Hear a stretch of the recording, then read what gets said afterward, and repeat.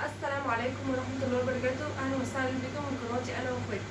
معاكم هدية منوعاتي أنا وأخواتي. النهاردة هنعمل مع بعض الكشري بتاع بره بالتكات والحركات كلها بنفس طعم بتاع بره ونفس ريحته ونفس كل حاجة. وتعالوا مع بعض نشوف المقادير. معانا كيلو من المكرونة الطويلة والمقصوصة، ومعانا توم، ومعانا بصل، ومعانا كوبايه ونص من الرز، ومعانا حمص منقوع ومغسول، ومعانا عدس بجبه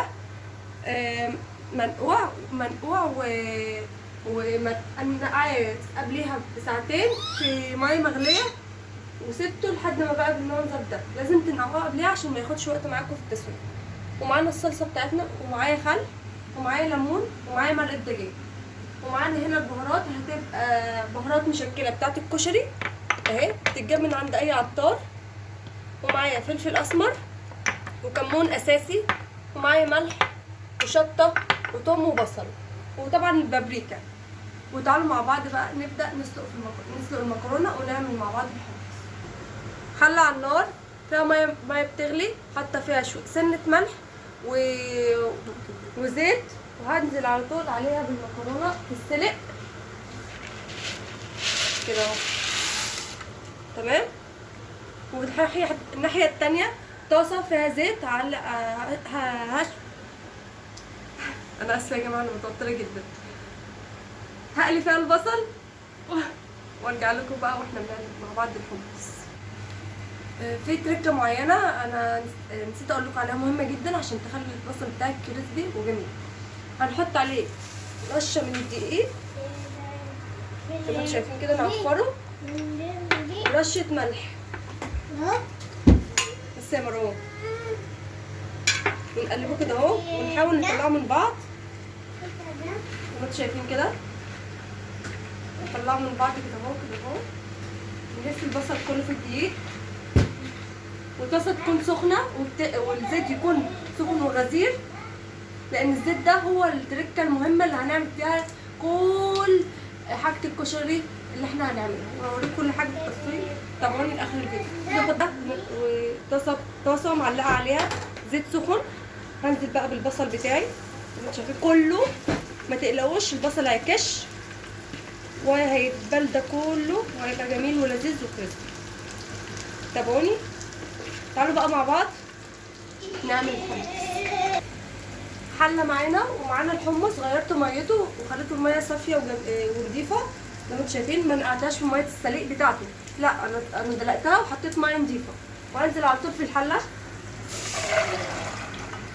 زي ما انتم شايفين كده، وازوده شويه ميه كمان. بصلايه مقطعه نصين مع قطايه مقطعه 4/4 مع معلقه توم. وهنزل على طول بميه السليق بتاعه الحمص كلها كده اهو زي ما انتم شايفين كده. قلبي تمام. وهبدا بقى اعمل معاكم الصلصه، قصدي معلش هنعمل الرز وبعدين نعمل الصلصه. والمكرونه اهي معانا بتتسلق اهي، والبصل معانا على النار. هطلعه عشان نبدا مع بعض نعمل بزيت البصل كل حاجه زي ما انا قلت لكم. وده شكل البصل بعد ما طلع، ولا منه احمر ولا منه اصفر، يعني مش محروق، يعني كده اللون ده اللي انا بحبه. وهدوقه معاكم اهو، كريسبي وجميل. ايه مروان؟ ده مروان. خليه يدوق البصل. ايه رايك؟ ايه رايك؟ بصي لي هنا. ايه رايك؟ حلو. ماشي. كريسبي وجميل. ويلا بينا نعمل الرز. انا حله هنحط فيها زيت البصل، وبعد كده ننزل بالتومه دي بتاعت الرز، العدس والرز، ونقليها زي ما انتم شايفين كده. وبهاراته فلفل اسمر وثوم وبصل ومرقه دجاج وبهارات الكشري اللي انا قلت لكم عليها والكمون. نقليها بس نص تقليه كده، نقوم نازلين على طول بالبهارات زي ما انتم شايفين كده، ونقلب.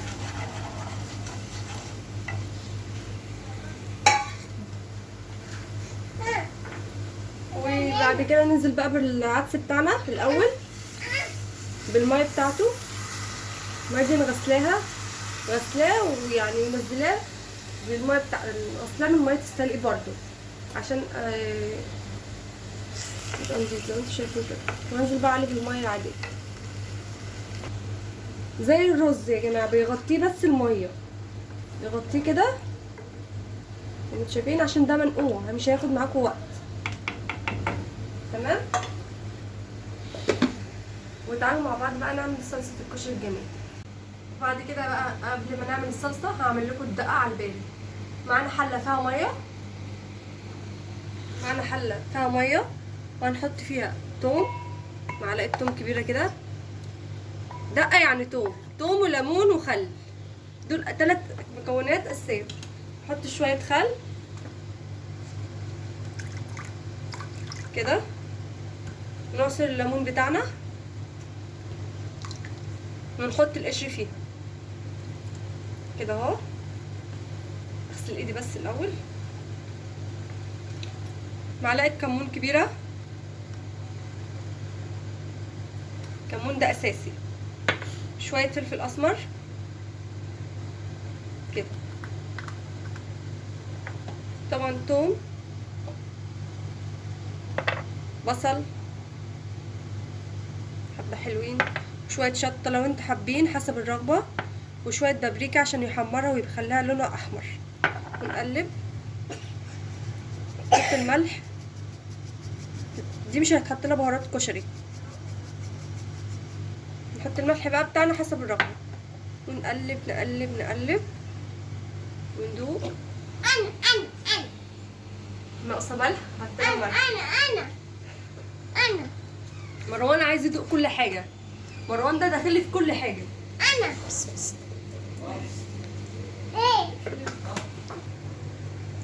حطينا الملح، ندوق تاني. جميل. تعالوا بقى مع بعض نعمل الصلصه.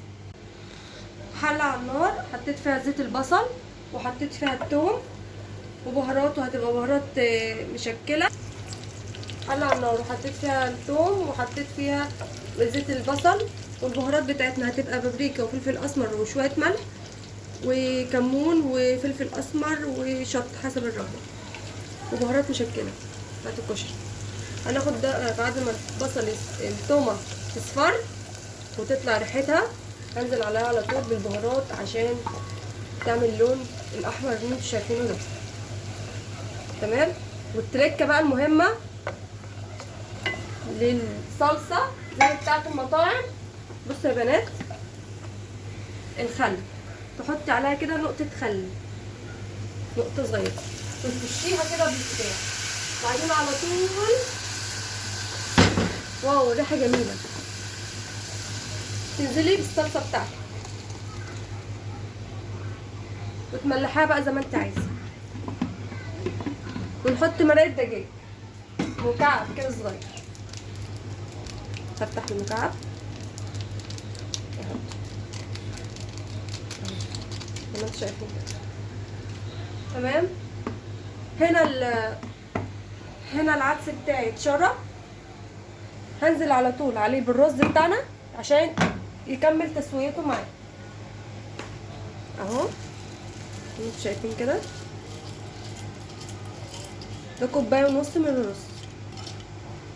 انا بحب العدس اكتر من الرز وهشربه بقى الميه عادي زي تغطية الرز العادية. تمام. نقلبه بقى، نقلب انتوا شايفين كده، وهدوق الحط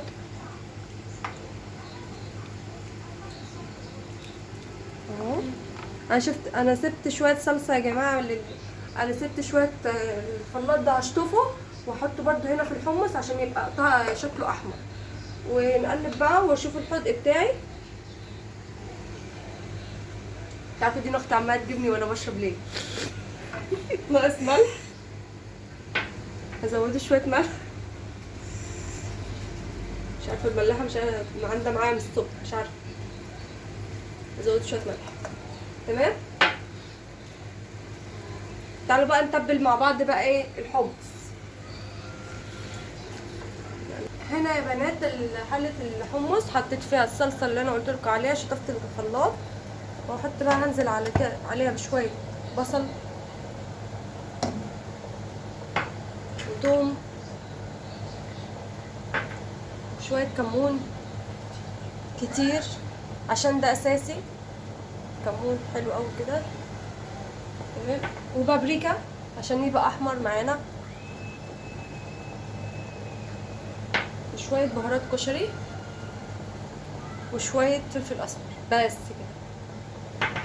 واحط وهبدا بقى ان انا املحه حسب الرغبه بقى بتاعتك. احط الملح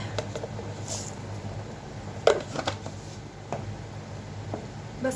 بقت كل حاجه جاهزت معانا، وبقى هنقدم بقى ونغرف مع بعض كل حاجه بعد ما نستوي. وده يا جماعه كده الكشري جاهز بتاعنا. المكرونه اتسلقت وحطيت عليها شويه زيت وقلبتها. الرز بتاعي استوى وبقى زي الفل. بصوا تعرفوها منين الحبايه بتاعتها اهو تمام. والصلصه بتاعتي اتسبكت والدقه بتاعتي اتعملت والحمص بتاعي جهز واستوى. ده ما خدش معايا نص ساعه والعدس كمان ما خدش معايا نص ساعه. تعالوا بقى نغرف مع بعض. وده يا جماعه شكل طبق الكشري بتاعنا اللي انا عملته. حطيت كل حاجه على بعض زي ما انتم شايفين اهو. ودي الدقه، حطيت هنا الصلصه. تعالوا بقى ندوق معاك بعض نشوف بقى الطعم هيبقى عامل ازاي. نقلب كده اهو.